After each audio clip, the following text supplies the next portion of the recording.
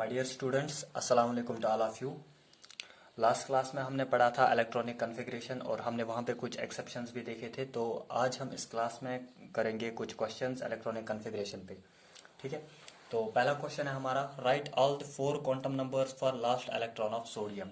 First we should know the electronic configuration of sodium, फिर हम quantum numbers लिखेंगे इसके। ठीक है, कौन कौन से क्वांटम नंबर्स होंगे। तो इलेक्ट्रॉनिक कॉन्फ़िगरेशन ऑफ सोडियम पहले क्या होगी, तो हम नियॉन से ही स्टार्ट करते हैं। इससे पहले नोबल गैस आता है नियॉन, नियॉन के बाद आता है 3s1। This is the electronic configuration of sodium. ठीक है, आप वैसे भी लिख सकते हैं सिंपल तरीके में, बट हमें लास्ट इलेक्ट्रॉन चाहिए तो लास्ट इलेक्ट्रॉन 3s में होगा। तो हमें इस इलेक्ट्रॉन के लिए सभी क्वांटम नंबर्स लिखने हैं। That means we have to write all the quantum numbers for this orbital 3s1, क्योंकि लास्ट इलेक्ट्रॉन 3s ऑर्बिटल में है। ठीक है, तो 3s ऑर्बिटल है, n का वैल्यू क्या होगा, obviously n will be 3। n का वैल्यू 3 है, तो s के लिए l का वैल्यू क्या होता है, s के लिए l का वैल्यू होता है 0। अगर l 0 है तो m भी 0 होगा, m is also equal to 0। This is a simple question. और स्पिन क्वांटम नंबर क्या होगा, this is azimuthal quantum number, this is magnetic quantum number and this is spin quantum number. Spin quantum number या तो +1/2 या तो -1/2, कोई भी आप ले सकते हैं। सपोज मैंने +1/2 लिया, कोई अगर -1/2 लेगा तो वो भी, उसका भी ठीक है। ठीक है, तो ऐसे हम क्वांटम नंबर्स लिखते हैं किसी भी इलेक्ट्रॉन के लिए। ठीक है, अब दूसरा क्वेश्चन है हमारे पास, question number 2, calculate number of electrons of an atom. Atomic number 24 है उस एटम का, हैविंग स्पिन +1/2। तो अगर आपको याद होगा, मैंने आपको लास्ट क्लास में बताया था कि जो एक्सेप्शनल केसेस है 3D ऑर्बिटल में, जो वहां पे एक्सेप्शन इलेक्ट्रॉनिक एक्सेप्शनल केसेस है इलेक्ट्रॉनिक कॉन्फ़िगरेशन में, तो उन्हीं पे ज्यादातर क्वेश्चंस आते हैं जेई में भी और किसी भी एग्जाम में। ठीक है, तो यहाँ पे क्वेश्चन दिया है इसने एटॉमिक नंबर 24, उस एटम के, मतलब आपको कैलकुलेट करने हैं नंबर ऑफ इलेक्ट्रॉन्स किस एटम के जिसका एटॉमिक नंबर 24 है। सो पहले हमें मालूम होना चाहिए एटॉमिक नंबर 24 किसका होता है। एटॉमिक नंबर 24 क्रोमियम का होता है। ठीक है, Z is equal 24। So chromium के लिए एटॉमिक नंबर 24 होता है।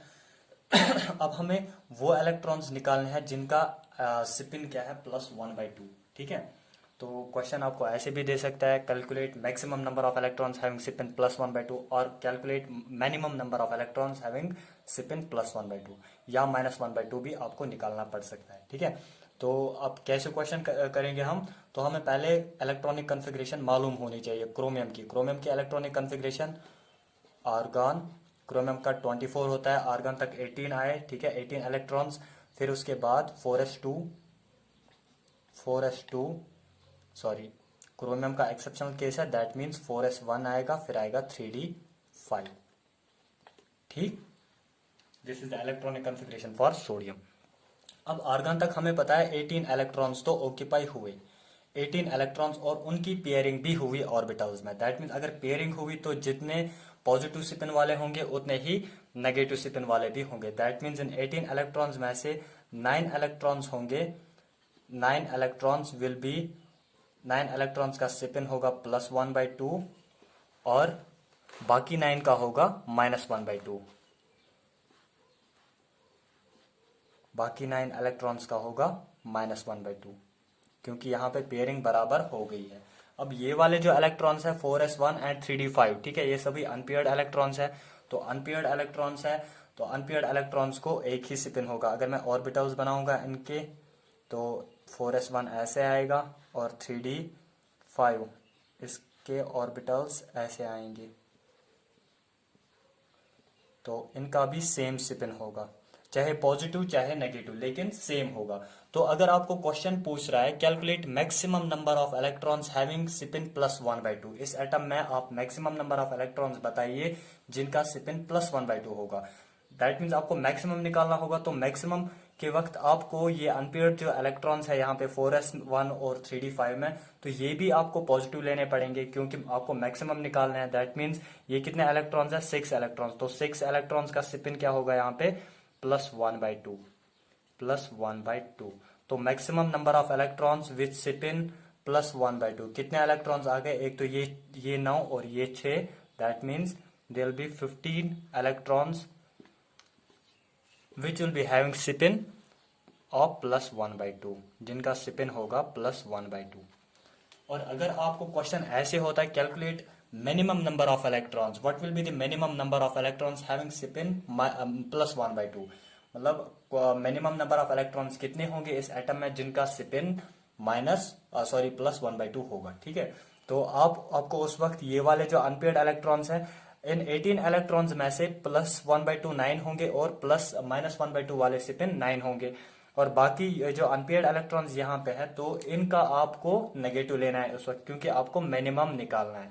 आपको मिनिमम मतलब मिनिमम कितने होंगे, 9 ही होंगे, और मैक्सिमम हो सकते हैं ये 6 को लेके, क्योंकि ये 6 इलेक्ट्रॉन्स जो होंगे या तो इनको प्लस स्पिन होगा या तो इन 6 इलेक्ट्रॉन्स को माइनस स्पिन होगा, क्योंकि ये सभी अनपेयर्ड है अकॉर्डिंग टू वो इलेक्ट्रॉनिक कॉन्फ़िगरेशन के रूल्स जो हमने पढ़े, उन्हीं रूल्स के मुताबिक कि तब तक स्पिन मतलब जब तक ना पेयरिंग होगी तब तक हर एक इलेक्ट्रॉन के ऑर्बिटल में स्पिन सेम होते हैं। ठीक है, तो इनके भी सेम होंगे, चाहे प्लस चाहे minus. So the spin will be, तो अगर आपको मैक्सिमम निकालना होगा तो 9 को 6 प्लस करोगे। ठीक है, क्योंकि इनको भी 6 इन 6 इलेक्ट्रॉन्स को भी हम +1/2 लेंगे। और अगर आपको मिनिमम नंबर ऑफ इलेक्ट्रॉन्स निकालने हैं जिनको +1/2 स्पिन होगा, तो उस वक्त आप सिर्फ इन्हीं 18 में से वो इलेक्ट्रॉन्स लोगे जिनको +1/2 स्पिन होगा। बाकी ये 6 इलेक्ट्रॉन्स जो होंगे यहाँ पे, इनका स्पिन आप माइनस एज्यूम करोगे उस वक्त। ठीक है, तो ऐसे आपको क्वेश्चंस मिल सकते हैं। और एक क्वेश्चन करते हैं।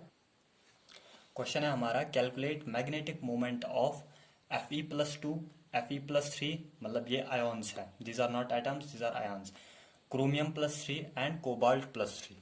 तो पहला हम उठाते हैं, that is Fe+2, first one Fe+2। तो सबसे पहले आप लोगों को मालूम होना चाहिए आयरन का एटॉमिक नंबर क्या होता है। आयरन का atomic number 26। Iron is having atomic number Z is equal 26। अगर आयरन का एटॉमिक नंबर 26 है तो इलेक्ट्रॉनिक कॉन्फ़िगरेशन क्या आएगी, आर्गन 4s2 और बाकी जाएंगे, बाकी इलेक्ट्रॉन्स 6 इलेक्ट्रॉन्स 3D में जाएंगे, 3d6। अब यहाँ पे हमारे पास तो आयरन नहीं है, हमारे पास आयरन 2+ है, दैट मीन्स इसने 2 इलेक्ट्रॉन्स लूज किए हैं। ठीक है, ये आयन है, इट्स नॉट एटम, इसने 2 इलेक्ट्रॉन्स लूज किए हैं। अब इसने जो 2 इलेक्ट्रॉन्स लूज किए हैं वो कहाँ से, वो कौन से इलेक्ट्रॉन्स लूज करेगा। तो आप यहाँ पे एक चीज याद रखोगे कि जो भी इलेक्ट्रॉन्स लूज होते हैं वो आउटर मोस्ट शेल से लूज होते हैं, हमेशा इलेक्ट्रॉन्स लूज होते हैं आउटर मोस्ट शेल से। तो 3D और 4s में से कौन सा आउटर मोस्ट शेल है, obviously 4s outermost shell है। तो इलेक्ट्रॉन जो लूज होंगे, इलेक्ट्रॉन जो बाहर निकलेंगे तो वो 4s शेल से ही बाहर निकलेंगे। तो Fe+2 की कॉन्फ़िगरेशन क्या होगी, Fe+2 की कॉन्फ़िगरेशन, इसके पास 2 इलेक्ट्रॉन्स कम है, वो इलेक्ट्रॉन्स कौन से रिमूव हो जाएंगे, 4s2 वाले इलेक्ट्रॉन्स। तो यहाँ पे इसकी इलेक्ट्रॉनिक कॉन्फ़िगरेशन रहेगी आर्गन 3d6, क्योंकि 4s वाले इलेक्ट्रॉन्स चले गए। अब यहाँ पे आपको मैग्नेटिक मोमेंट निकालना है। मैग्नेटिक मोमेंट का फॉर्मूला क्या होता है, formula for magnetic moment that is, हम म्यू से रिप्रेजेंट करते हैं, वो बराबर होता है √n into n+2, √n into n+2। What is n, n is number of unpaired electrons, number of unpaired electrons, unpaired electrons. ठीक, तो नंबर ऑफ अनपेयर्ड इलेक्ट्रॉन्स कैसे पता चलेगा, यहाँ तक तो पेयरिंग बराबर है। अब 3d6 है, 3D में 6 इलेक्ट्रॉन्स है, दैट मीन्स अगर हम ऑर्बिटल बनाएंगे 3D ऑर्बिटल तो कैसे बना सकते हैं, 3D में 5 ऑर्बिटल्स होते हैं, 1 2 3 4 एंड 5। तो यहाँ पे 6 इलेक्ट्रॉन्स है, 1 2 3 4 5, और एक में पेयरिंग होगी, दैट मीन्स 6 इलेक्ट्रॉन्स। अब अनपेयर्ड इलेक्ट्रॉन्स कितने हैं यहाँ पे, 4 unpaired electrons, so n is equal to 4। अगर n का वैल्यू 4 है, n इज इक्वल टू 4, तो मैग्नेटिक मोमेंट आप इजीली निकाल सकते हैं, that is 4 into 4 plus 2, 4 into 4 plus 2 वो बनेगा 6, that is 4 6 are 24, √24, this will be magnetic moment. और अगर आपको यूनिट याद होगा, हमने पढ़ा था, इसका यूनिट होता है बोहर मैग्नेटॉन। ठीक, this will B number of magnetic moment of Fe+2। ठीक, दूसरा पार्ट है इसका, दैट इज Fe+3। तो Fe+3 का निकालना है, तो सबसे पहले आयरन की electronic configuration argon 4s2 3d6। अब यहाँ से +3 का मतलब क्या है, 3 इलेक्ट्रॉन्स लूज हुए हैं। 3 इलेक्ट्रॉन्स लूज हुए हैं तो Fe+3 की इलेक्ट्रॉनिक कॉन्फ़िगरेशन क्या होगी, आर्गन, एक तो 2 इलेक्ट्रॉन्स s के चले जाएंगे और 3d में से एक इलेक्ट्रॉन चला जाएगा, ठीक है, तो 3d5 रहेगा यहाँ पे। तो ये होगी electronic configuration for Fe+3 ion. ठीक, अब यहाँ पे आप दे सकते हैं 3d5, दैट मीन्स 5, 3d के 5, d सबशेल के 5 ऑर्बिटल्स होते हैं, तो 5 ऑर्बिटल्स में 5 इलेक्ट्रॉन्स है, पांचों अनपेयर्ड है, तो number of unpaired electrons how much, n is equal to 5। अगर n आपको मालूम है, आप मैग्नेटिक मोमेंट निकाल सकते हैं easily, under root of 5 into 5 plus 2, 5 plus 2, 5 plus 2 is 7, 7 5 are 35, that is under root of 35 Bohr magneton. ठीक, this will be magnetic moment of Fe+3 ion. अब तीसरा आयन है हमारे पास, तीसरा था क्रोमियम+3, क्रोमियम+3। ठीक, तो सबसे पहले क्रोमियम की इलेक्ट्रॉनिक कॉन्फ़िगरेशन हमने पढ़ी थी। क्रोमियम का एटॉमिक नंबर 24 होता है, तो 24 मीन्स इलेक्ट्रॉनिक कॉन्फ़िगरेशन होगी आर्गन 4s2 और 3d में कितने इलेक्ट्रॉन्स, 3d में 4, लेकिन ऐसी इलेक्ट्रॉनिक कॉन्फ़िगरेशन नहीं है इसका तो एक्सेप्शन केस है 4s1 3d5। ठीक, अब +3 क्रोमियम+3 है, दैट मीन्स 3 इलेक्ट्रॉन्स लूज हुए हैं, एक तो s वाला इलेक्ट्रॉन चला जाएगा और कौन सा इलेक्ट्रॉन चले जाएंगे, और यहाँ से 2 इलेक्ट्रॉन्स निकलेंगे, ठीक है, 3d में से। तो इसकी इलेक्ट्रॉनिक कॉन्फ़िगरेशन क्या आएगी, आर्गन क्रोमियम+3 आयन की इलेक्ट्रॉनिक कॉन्फ़िगरेशन, आर्गन 3d में अब 4s तो चला जाएगा और 3d में से 2 इलेक्ट्रॉन्स निकलेंगे, तो 3d में कितने रहेंगे, 3d3। ठीक, अब नंबर ऑफ अनपेयर्ड इलेक्ट्रॉन्स सीधे यहाँ पे हमें मालूम है n is equal to 3, n 3 है, तो आप निकाल सकते हैं, you can calculate magnetic moment of क्रोमियम+3 आयन। वो कितना होगा, under root of 3 into 3 plus 2, n into n plus 2, that means 3 into 3 plus 2। वो कितना आएगा, 3 plus 2 that is 5, 5 3 15, that is under root of 15 Bohr magneton. This will be magnetic moment for chromium ion. ठीक, fourth है हमारा कोबाल्ट+3। ठीक, कोबाल्ट+3 का magnetic moment निकालना है, तो सबसे पहले कोबाल्ट का एटॉमिक नंबर होता है 27, 27 एटॉमिक नंबर है, तो इलेक्ट्रॉनिक कॉन्फ़िगरेशन क्या आएगी, आर्गन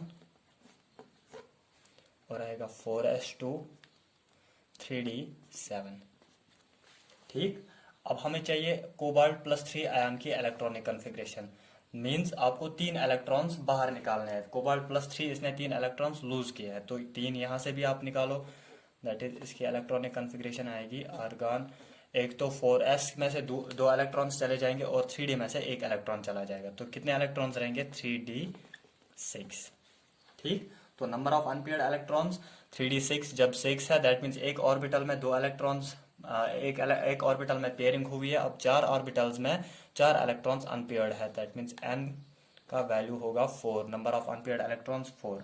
तो आप कैलकुलेट कर सकते हैं magnetic moment, that will be equal to under root of 4 into 4 plus 2, 4 plus 2 that is 6, 6 4 are 24, that is under root of 24 Bohr magneton. ठीक, अब ऐसे सिंपल क्वेश्चंस तो नहीं आते हैं, ठीक है।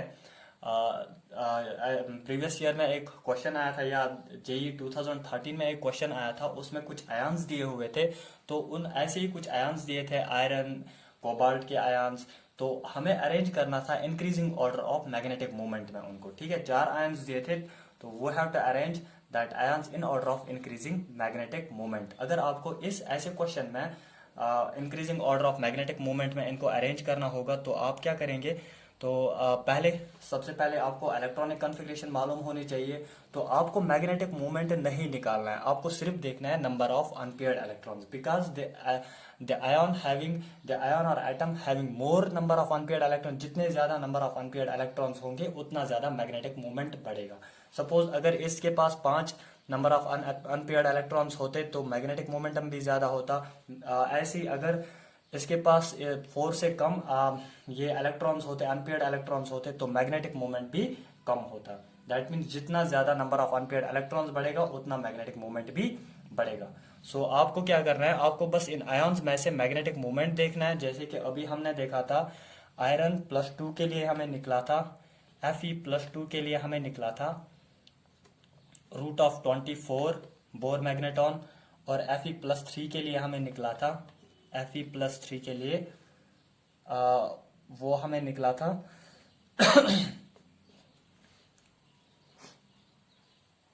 √35 बोर मैग्नेटॉन, और क्रोमियम+3 के लिए हमें निकला था, इसके लिए निकला था √15, और हमें निकला था कोबाल्ट+3 के लिए हमें निकला था, अभी निकला है दैट इज √24। अब आपको इसको इंक्रीजिंग ऑर्डर में अरेंज करना है। तो सबसे कम मैग्नेटिक मोमेंट किसका है, क्रोमियम का।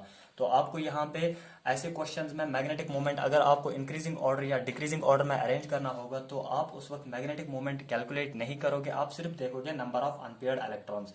सबसे कम अनपेयर्ड इलेक्ट्रॉन्स क्रोमियम को थे, इसलिए इसका मैग्नेटिक मोमेंट सबसे कम होगा, क्रोमियम+3। तो इसके बाद इससे ज्यादा मैग्नेटिक मोमेंट किसको होगा, आयरन और कोबाल्ट को, इन दोनों को सेम है, ठीक है। आयरन +2 एंड कोबाल्ट, इसको इक्वल लिखेंगे बीच में, कोबाल्ट+3 इनका सेम है। फिर इनका मैग्नेटिक मोमेंट है लेस देन आयरन+3, क्योंकि आयरन+3 का सबसे ज्यादा है, आयरन+3।